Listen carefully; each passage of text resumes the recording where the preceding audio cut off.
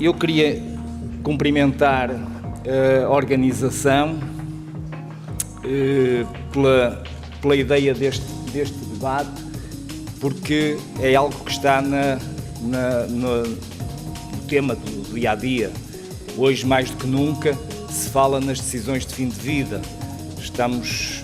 Vamos abordar dentro de algum tempo a eutanásia, que está na ordem do dia e na ordem de trabalhos da Assembleia da República, e portanto, este é um debate que se quer, e que se quer também dentro da ordem, para podermos nós trocar ideias, assimilar e assentar as ideias que possamos ter e possamos ouvir dos outros. E por isso acho que é um debate extremamente importante, surge numa altura muito crucial e portanto é com todo o gosto e prazer que a Secção Regional do Norte da Ordem dos Médicos acolhe esta organização. Eu gostaria, em primeiro lugar, de destacar a pertinência e a atualidade do tema e realçar aqui na Casa dos Médicos a importância da abordagem das decisões do fim de vida e não somente da eutanásia e do suicídio assistido. Eu irei fazer, enfim, nestes 8 minutos, um resumo destacando os aspectos mais importantes do parecer do Conselho Nacional de Ética e Deontologia Médica, que teve como título Soluções Médicas para o Fim de Vida e os Projetos de Lei do Suicídio Assistido e da Eutanásia, que foi entregue ao Sr. Bastonário no final do mês de abril. Consideramos que o papel da Ordem dos Médicos nesta problemática, eu passo a ler, que tem um papel fundamental em toda esta problemática do final de vida em vários níveis de atuação. Defender os conceitos éticos e deontológicos básicos da profissão e a legis artis, informar, clarificar termos e ideias, desmistificar opiniões falsas e preconceitos, muito disto é papel da Ordem dos Médicos, tornar acessível a bibliografia e informação sobre ética e questões legais nesta temática, promover a discussão sobre questões do fim de vida, e aqui este é um exemplo, liderar a discussão pública de temas relacionados com o fim de vida, evitando uma abordagem restritiva da eutanásia, sem fugir à sua discussão livre e aberta, estimular a qualificação dos médicos e de outros profissionais de saúde nas questões relacionadas com o fim de vida, designadamente no ensino pré e pós-graduado. Este é um ponto muito importante e que pensamos que a Ordem dos Médicos tem que dar uma prioridade significativa. Eu acho que há uma coisa que nos facilita este debate. É que eu sei que posso ter na minha frente uma pessoa que pense de forma radicalmente diferente da minha. Mas nós temos uma coisa em comum importantíssima. É que quer um, quer outro, estamos a lutar, ou seja, estamos a defender ideias que entendemos que serão melhores para o ser humano. Portanto, quer dizer, não há aqui interesse pessoal nenhum, não há aqui nada de... Portanto, isso vai permitir-nos fazer isto com um clima amigável e de paz, porque realmente estamos aqui com um fim comum.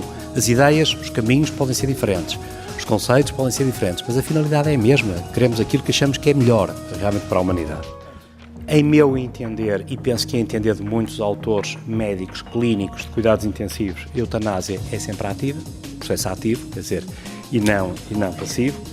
É perigoso este termo de eutanásia passiva, e chamar a eutanásia passiva eutanásia não é correto. Porquê?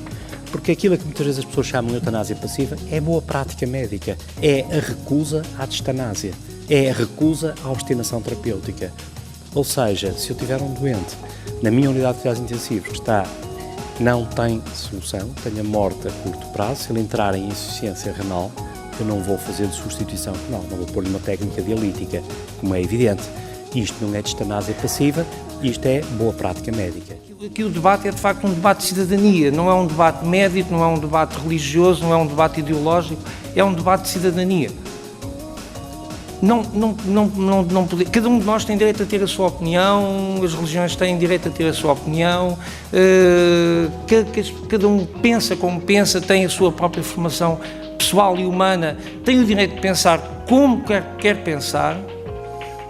A questão aqui é, nós hoje estamos bem, se eu tomar uma decisão hoje, no final da minha vida, se eu tomar uma decisão que vá num determinado sentido, eu vejo essa decisão respeitada, mas se tomar outra, não a vejo. E essa é que é a questão. Eu, se entender que no final da minha vida não devo continuar a viver, e se eu fizer esse pedido expresso, estando consciente e com capacidade de decidir, eu não vou ver esse pedido atendido. Porquê? Qualquer um de vós, numa situação desse tipo, se decidir não pedir a antecipação da morte, todos vocês veem o vosso direito e a vossa decisão respeitada. Porque não, eu, se entender que o devo fazer, porque não ver essa minha decisão respeitada? Porquê? Sim, eu acho que nesta fase aquilo que nós precisamos de fazer é reconstruir a relação do médico-doente e ensinar e trabalhar com os profissionais de saúde, isto que é um sentimento de incerteza, um sentimento de angústia, que é saber cuidar em fim de vida dos profissionais. E, sem dúvida, que os cuidados paliativos são uma solução, mas não podem ser a única solução, porque tal como é dito no parecer do racionamento, para os fármacos e como sublinhamos, nós sabemos que é utópico pensar que vai haver cuidados paliativos para todas as pessoas. Agora, o que é absolutamente crucial encontrarmos é que todos os médicos assumam a responsabilidade de saber tratar um doente em fim de vida, que assumam que têm um exemplo dos mestres, que continuem a conviver com a educação pelo exemplo, que saibam transmitir a verdade ao doente, que saibam, no fundo, estabelecer uma relação médico-doente que, acima de tudo, tem que ser uma relação terapêutica, que é aquilo que verdadeiramente está no seio da profissão médica e que tem sido tão abalada e tão sofrida nos últimos tempos.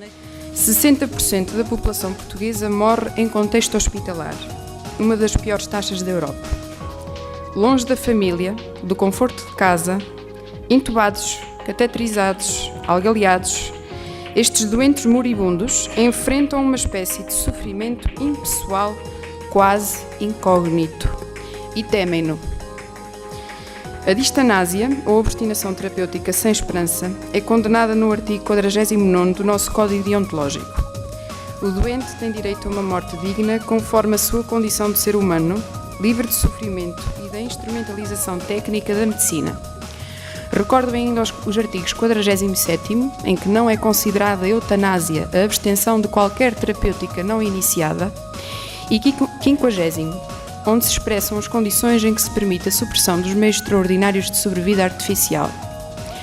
Como descrevem António Lopes de Brito e José Lopes Rijo no seu livro Estudo Jurídico da Eutanásia em Portugal, as ações dos médicos de hoje são muitas vezes marcadas pelo paradigma da cura, caracterizado por cuidados críticos e intensivos prestados aos doentes graças à presença maciça da alta tecnologia da medicina moderna.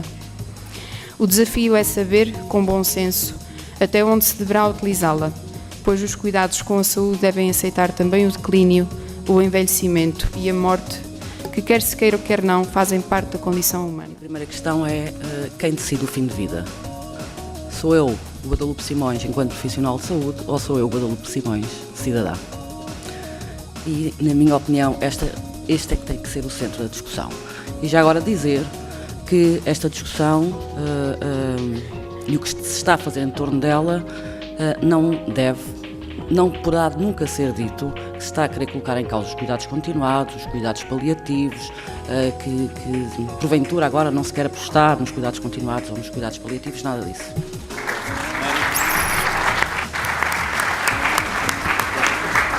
Os oradores do painel foram extremamente cumpridores com o seu tempo, 8 minutos, e vou agora abrir o debate à plateia. Que me parece que é fundamental que alguns equívocos sejam superados, porque neste debate, infelizmente, nós continuamos com muitos equívocos. Um deles é esta questão do direito a morrer, que de facto não é um direito que existe, é uma inevitabilidade, mas eu lamento que nunca se discuta aquilo que verdadeiramente está em causa, que é a instituição de um direito que não existe, que é o direito a ser morto por outra pessoa. E, portanto, é disso que nós estamos a falar e de passar, neste caso, a que um grupo profissional dos médicos executem a morte de outras pessoas. E, portanto, não se pode iludir esta questão que me parece a mim que é central quando, por exemplo, o Tribunal Europeu dos Direitos do Homem diz que este direito não existe. Não existe o direito a ser morto por outra pessoa. E muitos dos pedidos, como muito bem foi dito, ou das expressões sobre o desejo de morrer, não são, obviamente, pedidos de eutanásia, são pedidos de ajuda e todos nós sabemos que não é preciso estar no fim de vida para eles acontecerem, nomeadamente em situações de desespero. Eu vou dar a palavra ao Sr. Professor Miguel Oliveira Silva, que faz sinal. Sr. Professor. Eu não vou ser desagradável com os meus alunos na faculdade e numa reunião que tivemos na faculdade e no Hospital Santa Maria, há 15 dias, eu cheguei lá, era eu que estava a fazer a sessão sobre a eutanásia e eu levava os 4 projetos de lei como tenho aqui na mão e perguntei, levanta a mão quem é que já leu estes 4 projetos. E levantei eu e mais ninguém. Eu disse, pronto, em bom rigor eu devia dar a sessão por encerrada. Obrigado, Sr. Professora. Eu já irei dar tempo para a resposta. Passo a palavra ao Sr. Professor Germano de Sousa. Que deve fazer a Ordem dos Médicos no caso de a Assembleia da República despenalizar a eutanásia. Vamos liberalizar o nosso Código. Vamos arriscar, rasgar, apagar com a borracha o nosso Código deontológico e a norma respectiva que proíbe os médicos de praticarem a eutanásia. É isto que eu quero levantar aqui. A velha questão do paternalismo e da autonomia, já há muito tempo, esta coisa de cabelos brancos, já assistia a este debate, anos a fins. Evidentemente que temos que respeitar a autonomia do doente, mas essa autonomia do doente não pode ir contra aquilo que é o Código deontológico nos rege. Obrigado, Sr. Professor. Obrigado. Vou passar a palavra, se faz, por favor, ali, ao Dr. Arnaldo, por favor. Eu sou Arnaldo Araújo, sou médico de saúde pública aposentado e desde já deixo claro que não tenho dúvidas que estamos perante um problema de liberdade e de opção individual. Peço-vos que não considerem isto como uma provocação, mas eu ao ouvir estes argumentos não posso esquecer, já tenho uns aninhos, não posso esquecer a discussão que era em relação ou em torno da pílula contraceptiva, Hack del Rey, que é matar as criancinhas. Não posso esquecer da discussão que houve, ainda não há muitos anos, a propósito da interrupção voluntária da gravidez, Hack del Rey, que é matar as criancinhas e que os abortos vão expandir-se em progressão geométrica. A realidade não nos mostra isso. E também não tenho dúvidas que não estamos perante o hack de desgraça que vamos matar toda a gente. Não. Vamos apenas aceitar a liberdade individual de decisão de como é que quer acabar a vida.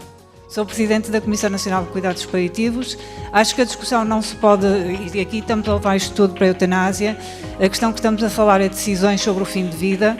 Claramente os cuidados paliativos são a especialidade que está mais focada e muito orientada para os cuidados aos doentes em fim de vida, não sendo de todo a única especialidade, e permite-me pôr entre aspas especialidade a fazê-lo, mas a mim também me arrepia, sendo que já estou suficientemente arrepiada com o que eu vi aqui, a questão de estarmos a falar de aliviar sofrimento com a eutanásia, quando os cuidados paliativos, e eu sou Presidente da Comissão Nacional, acho que muito tem sido feito pelos cuidados paliativos nestes 2 últimos anos. Há equipas efetivamente em todo o país, mas as equipas estão muito pequeninas. Quando temos equipas como o Hospital Fernando da Fonseca, na zona de Sintra, que tem 16 a 20 horas de médico para lidar com todos estes doentes, eu tenho muitas dúvidas, aliás, eu não acredito que estejamos em condições de discutir questões de eutanásia. Até admito que daqui, se continuarmos neste ritmo, se calhar daqui a 4, 5, 6 anos poderemos estar noutra situação. Neste momento é impossível discutir isto. É uma discussão desonesta. Nós estamos a oferecer aliviar o sofrimento com a morte, quando nós não oferecemos cuidados adequados para o fim de vida à maioria dos cidadãos. Este assunto devia ser muito mais amplamente discutido. Eu acho que devia haver um referendo, mas independentemente disso, deveria ser muito mais discutido na opinião pública. Uma coisa eu tenho a certeza, é que eu não vou executar uma ordem, um pedido de um doente meu para o matar. Essa é a minha posição. Não vou condenar quem faça o oposto. A eutanásia está profundamente poluída, o conceito, o termo em si, de prefixos, sufixos, adjetivos. Se tiverem o cuidado de rever a literatura sobre isto, vão ver dezenas de atributos à eutanásia. No essencial, para conspurcar, desvirtuar, tirar o sentido. O termo em si quer dizer boa morte. Mas alguém que não acha que a morte deva ser boa, ela não consegue sempre ser boa. Mas alguém que acha que não deve ser, então deixem-me fazer-vos uma sugestão para nós sairmos desta encruzilhada que é de facto profundamente perniciosa para a clarificação dos conceitos. A minha primeira proposta é que isto de que nós estamos a falar é se é ou não é possível ter autonomia e ser aceito como tal, o provocar a minha própria morte a meu pedido, se chame morte provocada a pedido pelo próprio. Ponto final. Já aqui foi dito que realmente temos um longo percurso a percorrer, tanto na discussão como para alguns no estudo desta temática, e também já aqui foi dito que estamos na Ordem dos Médicos, portanto temos que pensar naquilo que nós, enquanto Ordem dos Médicos, poderemos fazer, e penso que há de facto uma grande lacuna no estudo ou no ensino da relação de fim de vida e da relação médico-doente no fim de vida, e nós devemos aumentar esses estágios ou essas formações em variadíssimas especialidades. E eu sou interna de neuroradiologia e mesmo assim eu acho que a relação do médico-doente no fim de vida deve ser obrigatória em toda e qualquer especialidade. A coisa para mim mais importante é que temos que definir princípios. Acho que a Ordem dos Médicos, para mim, não tem qualquer sombra de dúvida que tem que cumprir o Código Deontológico atual. Para mim, não tenho a mínima dúvida sobre isso. Mas, acima de tudo, não podemos continuar a confundir o princípio da vida com o princípio da cidadania ou da autonomia. Não são valores equivalentes e, portanto, não podem ser comparados e postos no mesmo nível. É preciso refundar a nossa profissão. É preciso que o profissional de saúde, e neste caso estamos na Ordem dos Médicos, mas todos os profissionais de saúde, fiquem confortáveis com a gestão do doente em fim de vida. Eu trabalhei no IPO durante alguns anos e nessa altura fizemos um estudo e perguntamos aos nossos internos e a pessoas que faziam formação connosco se estariam interessados a dedicar-se à área dos cuidados paliativos. Cerca de 25% deles queriam fazer.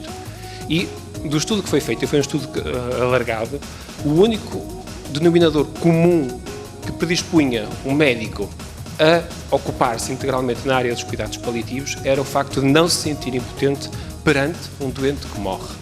Eu antes de mais quero agradecer a presença de todas as pessoas que estão na mesa e toda a assistência e dizer que esta sessão era sobre decisões em fim de vida. E depois a orientação, aquilo que as pessoas mais falam durante o debate, depende muito daquilo que é a iniciativa das pessoas que estão na mesa e das pessoas que estão na plateia. E não é por acaso que o título desta sessão era Decisões em fim de vida. É bom que a Ordem dos Médicos faça estes debates. Este debate não é só para médicos. Aqui dentro estão pessoas que não são médicas e ainda bem. Este debate é para a sociedade civil. É o contributo também dos médicos para a sociedade civil. Os médicos não podem pensar apenas em si. Embora os médicos tenham aqui um papel essencial, porque a questão que se esteve a falar e as questões que não foram faladas envolvem sempre médicos. Vejamos, decisões em fim de vida, podíamos falar do consentimento informado e aperfeiçoar, levar até ao limite o que é o consentimento informado, em que circunstâncias é que é feito e não é feito. Podíamos falar das declarações antecipadas de vontade, do vulgo testamento vital, e perceber qual é a importância que as declarações antecipadas de vontade podem ou não podem ter e se são ou não são suficientemente discutidas. Aliás, eu se perguntasse a esta Assembleia, isso acho que posso perguntar, porque ainda não há nada decidido, quem é que daqui dos presentes já fez o testamento vital, provavelmente levantaria o braço uma ou duas pessoas. Eu não vos vou pedir, acho que não vale a pena, mas se quiserem, a gente pode fazer isso. As questões relacionadas com os cuidados paliativos, eu aqui chamo a atenção. Agora parece que de repente os cuidados paliativos são os responsáveis que decidem a parte final da vida. Não são. São os profissionais de saúde todo. Aliás, eu acho que todos os médicos e todos os enfermeiros, aquelas pessoas que lidam mais diretamente com os doentes no dia-a-dia, deviam ter formação em questões de fim de vida. E alguém hoje já disse, não sei quem disse, foi a Catarina, penso eu, Catarina que está ali, que na realidade nós temos muito pouca formação nesta área. Nós não estamos preparados para ter compaixão pelas pessoas, para dar conforto, para dar carinho. Aliás, muito do que está a resultar deste tipo de discussão tem a ver com o núcleo familiar.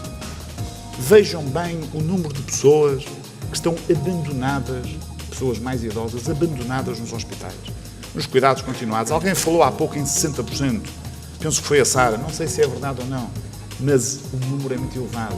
Não sentem o apoio da família, dos amigos, das pessoas que na altura em que mais precisam, na altura em que têm situações mais delicadas, em que a sua própria vida pode estar em causa, falta-lhes aquele apoio. E isto não são só cuidados paliativos. Vamos ser objetivos. Aliás, eu acho que de uma forma geral, a maior parte das pessoas, e falo concretamente dos médicos que eu conheço melhor, não têm preparação suficiente para dar conforto às pessoas nestes momentos, que são momentos também importantes e que nós estamos menos habituados a valorizar. Não digo que não estejamos preparados para eles, mas estamos menos habituados. Nós lidamos mal com a morte, lidamos bem com a vida. Nós fomos formatados para salvar a vida às pessoas, para garantir a vida às pessoas. Aliás, todas as leis, os códigos, enfim, as regras que existem a nível nacional e internacional sobre esta matéria são sempre unânimes, a começar pelo juramento de Hipócrates que nós fazemos, a terminar, eventualmente, o nosso código deontológico, que na verdade diz que é proibido praticar eutanásia, é proibido praticar eutanásia, é proibido praticar suicídio assistido.